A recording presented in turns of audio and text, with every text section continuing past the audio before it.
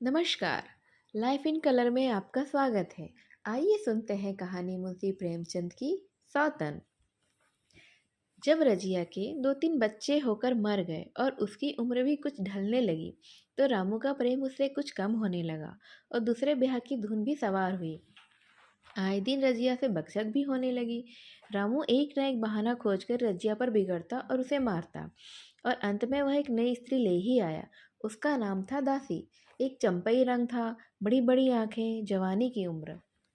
पीली कुआंसी सी रजिया भला इसके सामने कहाँ जचती।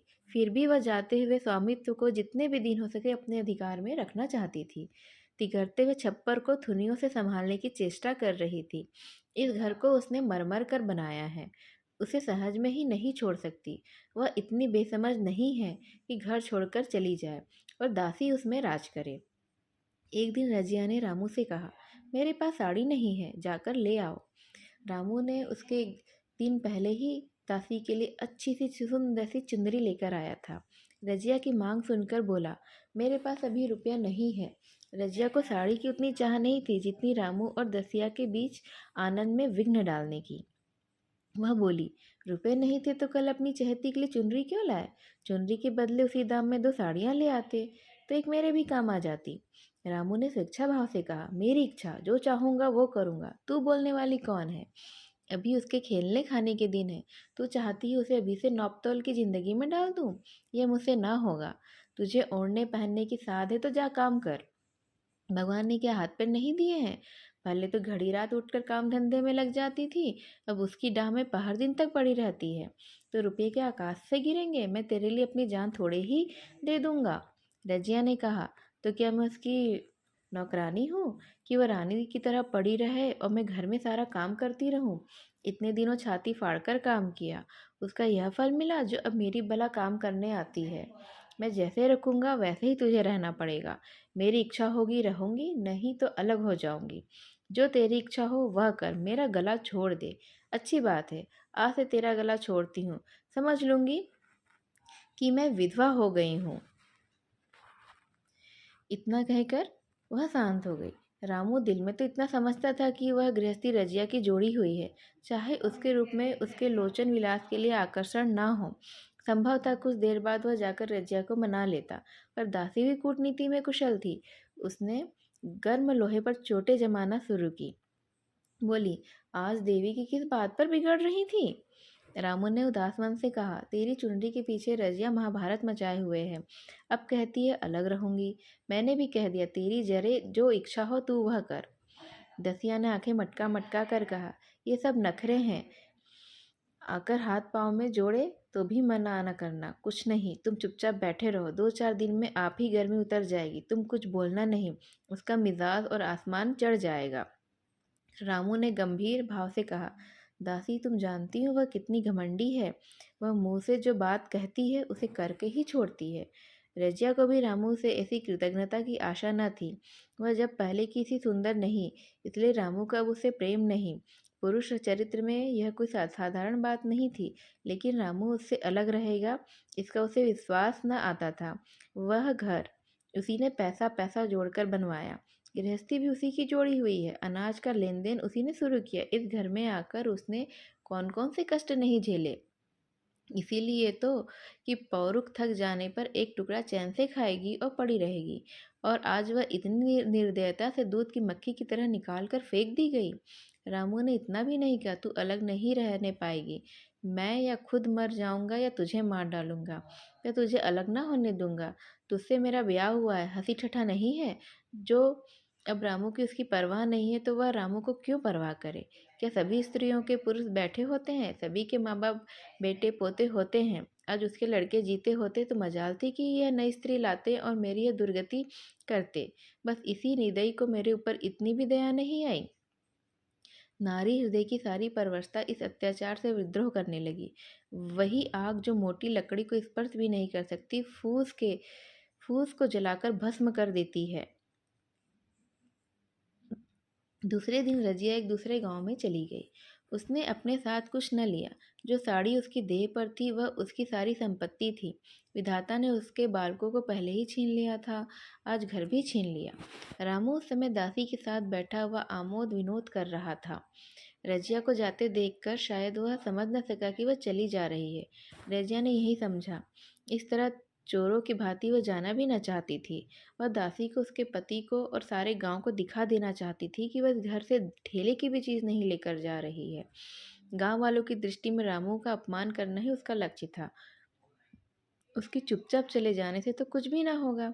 रामू उल्टा सबसे कहेगा रजिया घर की सारी संपत्ति उठाकर ले गई। उसने रामू को पुकार कर कहा, संभालो अपना घर, मैं जाती हूँ, तुम्हारे घर की कोई भी चीज़ अपने साथ नहीं लेकर जा रही हूँ। रामू एक क्षण के लिए कर्तव्य भ्रष्ट हो गया। क्या कहे उसकी समझ में नहीं आया। उसे आशा नहीं थी कि वह यूं चली जाएगी। उसने सोचा था जब वह घर ढोकर ले जाने लगेगी तब वह गांव वालों को दिखाकर उसकी सहानुभूति प्राप्त करेगा, पर अब क्या करे। दसिया बोली, जाकर गांव में ढिंढोरा पीटाओ, यहाँ किसी का डर नहीं है। तू अपने घर से लेके ही क्या आई थी जो कुछ लेकर जाएगी। रजिया ने उसके मुंह न लगकर रामू से ही कहा, सुनते हो अपनी चहेती की बातें, फिर भी मुंह नहीं खुलता। मैं तो जाती हूँ, लेकिन दसो रानी, तुम भी बहुत दिन राज न करोगी। ईश्वर के दरबार में अन्याय नहीं फलता।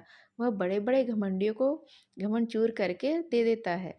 दसिया ठाठा मारकर हंस पड़ी, पर रामू ने सिर झुका लिया और रजिया वहां से चली गई। रजिया के जाते ही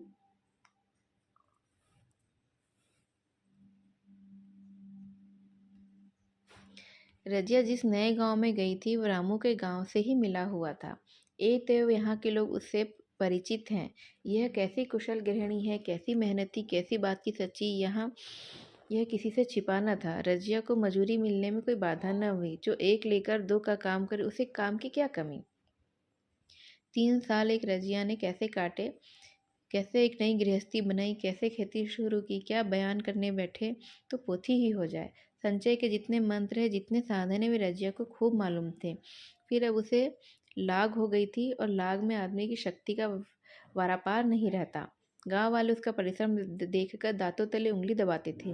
वह रामू को दिखा देना चाहती है, मैं तुमसे अलग होकर भी आराम से रह सकती हूँ। वह अब पराधीन नारी नहीं है, अपनी कमाई की खाती है। रजिया के पास बैलों की कच्ची जोड़ी है। रजिया उन्हें केवल खुली खाली हुई भूसी देकर नहीं रह जाती, जो रोज दो दो रोटियां भी खिलाती थी। फिर उन्हें घंटों सहलाती थी। कभी कभी उनके कंधों पर सिर रखकर रोती है और कहती, अब बेटे हो तो, पति हो तो तुम ही हो, जो कुछ हो वो मेरे तुम ही हो, मेरी जाल अब तुम्हारे ही साथ है। दोनों बैल साथ रजिया की भाषा और भाव भी समझते थे। वे मनुष्य नहीं, बैल हैं। दोनों सिर नीचा करके रजिया का हाथ चाटकर उसे आश्वासन देते हैं। वे उसे देखते ही कितने प्रेम से उसकी ओर ताकने लगते हैं, कितने हर्ष से कंधा झुलाकर पर जुआ रखवाते हुए कैसा जी तोड़ काम करते हैं। वे लोग समझ सकते थे जिन्होंने बैलों की सेवा की है और उनके हृदय को अपनाया है। रजिया इस गांव की चौधराइन है। उसकी बुद्धि जो पहले नित्य आधार खोजती रहती थी, वह स्वच्छंद रूप से अपना विकास न कर सकती थी। अब छाया से निकलकर प्रौढ़ और उन्नत हो गई थी। एक दिन रजिया घर लौटी तो एक आदमी ने कहा, तुमने नहीं सुना चौधराइन, रामू तो बहुत बीमार है, सुना 10 लंघन हो गया है। रजिया ने उदासीनता से कहा, जूड़ी है क्या। जूड़ी नहीं, कोई दूसरा रोग है। बाहर खाट पर पड़ा था, मैंने पूछा कैसा जी है रामू, तो रोने लगा। बुरा हाल है, घर में एक पैसा भी नहीं कि दवा दारू करे। दसिया को एक लड़का हुआ है, वह तो पहले भी काम धंधा न करती थी और अब तो लड़कोरी है, कैसे काम करने आई। सारी मार रामू के सिर आ जाती है। फिर गहने चाहिए, नई दुल्हन, यूँ कैसे सहे और कैसे रहे। रजिया ने घर में जाते हुए कहा, जो जैसा करेगा वो वैसा भरेगा। लेकिन अंदर उसकी जान जाने लगी। वह एक क्षण भी घर में न रह पाई। फिर बाहर आई। शायद उस आदमी से कुछ पूछना चाहती थी और इस अंदाज से पूछना चाहती थी कि मानो उसे कुछ परवाह ही ना हो। पर वह आदमी चला गया था। रजिया ने पूरब पश्चिम जा जाकर देखा, वह कहीं नहीं मिला। तब रजिया द्वार के चौखट पर बैठ गई। इसे वे शब्द याद आए जो उसने 3 साल पहले रामू के घर से चलते हुए समय कहे थे। उस वक्त जलन में उसने वो शाप दिया था। अब वह जलन न थी, समय ने उसे बहुत ही शांत कर दिया था। रामू दासी की हीनावस्था अब ईर्ष्या के योग्य नहीं, दया के योग्य थी। उसने सोचा, रामू को 10 लंघन हो गए हैं, तो अवश्य उसकी दशा अच्छी न होगी। कुछ ऐसा मोटा ताजा तो पहले ही न था। 10 लंघन ने तो बिल्कुल ही घुला डाला होगा। फिर इधर खेती बाड़ी में भी टोटा ही रहा है, खाने पीने को भी ठीक ठाक न मिलता होगा। पड़ोसी की एक स्त्री ने आग लेने के बहाने आकर पूछा, सुना रामू बहुत बीमार है, जो जैसा करेगा वैसा पाएगा। तुम्हें इतनी बेदर्दी से निकाला कि कोई अपने बैरी को भी ना निकालेगा। रजिया ने टोका, नहीं दीदी, ऐसी बात नहीं। वे तो बेचारे कुछ बोले ही नहीं, मैं चली जो सिर झुका लिया। दसिया के कहने पे आकर वह चाहे जो कुछ कर बैठे हों, ये मुझसे कभी कुछ नहीं कहा। किसी की बुराई क्यों करूं? फिर कौन मर्द ऐसा है जो औरतों के बस में नहीं हो जाता। दसिया के कारण उनकी यह दशा हुई है। पड़ोसी ने आग न मांग मुंह फेर कर चली गई। रजिया ने कलसा और रस्सी उठाई, कुएं पर पानी खींचने चली गई। बैलों के सानी पानी देने की बेला आ गई। फिर उसकी आंखें उस रास्ते की ओर लगी हुई थी जो मलसी, रामू का एक जो गांव है, वहां पर जाता था। कोई उसे बुलाने अवश्य आ रहा होगा। नहीं, बिना बुलाए वह कैसे जा सकती है? लोग कहेंगे आखिर दौड़ी आई ना। मगर रामू तो चेत पड़ा होगा। 10 लंघन थोड़े नहीं होते हैं, उसकी देह में था ही क्या। फिर उसे कौन बुलाएगा? दसिया को क्या गरज पड़ी है, कोई दूसरा घर कर लेगी। जवान है, 100 गाहक निकल आवेंगे। अच्छा, वह आ तो रहा है, हाँ आ रहा है। कुछ घबराया सा जान पड़ता है। कौन आदमी है? इसे तो कभी मलसी में भी नहीं देखा। मगर उस वक्त से मलसी कभी गई भी तो नहीं। 2-4 नए आदमी आकर बसे ही होंगे वहाँ। बटोही चुपचाप कुएं के पास से निकला। रजिया ने कलसा जगत पर रख दिया और उसके पास जाकर बोली, रामू महतो ने भेजा है तुम्हें? अच्छा तो चलो घर में मैं तुम्हारे साथ चलती हूँ। नहीं, अभी मुझे कुछ देर है, बैलों को सानी पानी देना है, दिया बत्ती करनी है। तुम्हें रुपए दे दूँ, जाकर दसिया को दे देना, कह देना कोई काम हो तो बुला भेजे। बटोही रामू को क्या जाने, किसी दूसरे गांव का रहने वाला था। पहले तो चकराया, फिर समझ गया। चुपके से रजिया के साथ चला और रुपए लेकर लंबा हुआ। चलते चलते रजिया ने पूछा, अब क्या हाल है उनका? बटोही ने अटकल से कहा, अब तो कुछ संभल रहे हैं। दसिया बहुत रो धो तो नहीं रही? रोती तो नहीं थी, वह क्यों रोएगी, मालूम होगा पीछे। बटोही चला गया तो रजिया ने बैलों को सानी पानी किया, पर मन रामू की ओर लगा हुआ था। स्नेह स्मृतियां छोटी छोटी तारिकाओं की भांति मन में उदित होती जाती थीं। एक बार जब वह बीमार पड़ी थी, वह बात याद आई। 10 साल हो गए, वह कैसे कैसे रात दिन उसके सिरहाने ही बैठा रहता था। खाना पीना तक भूल गया था। उसके मन में आया, क्यों ना चलकर देख ही आवे। कोई क्या कहेगा, किसका मुंह है जो कुछ कहे। चोरी करने थोड़ी नहीं जा रही है, उस आदमी के पास जा रही है जो उसके साथ 15-20 साल ही रहा। दसिया नाक सिकोड़ेगी, मुझे उससे क्या। रजिया ने किवाड़ बंद किए, घर मजरू को सहेजा और रामू को देखने चली, कांपती जगती क्षमा का दान लिए हुए।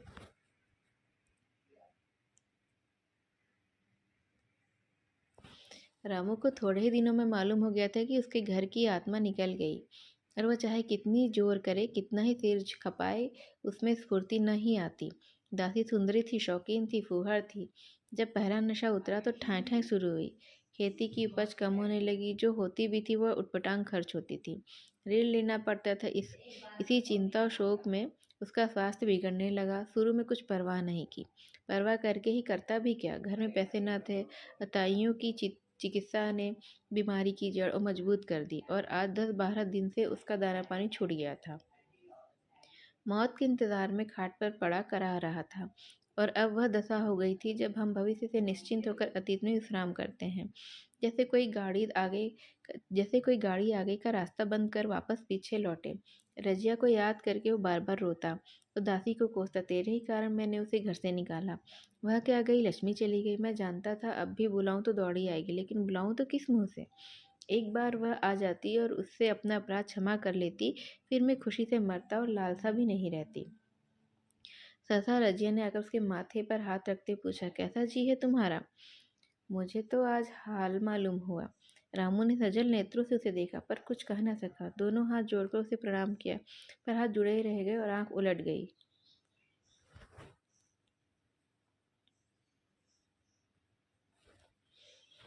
आज रामू को मरे 7 साल हुए हैं। रजिया घर संभाले हुए है। दसिया को वह सौत नहीं बेटी समझती है।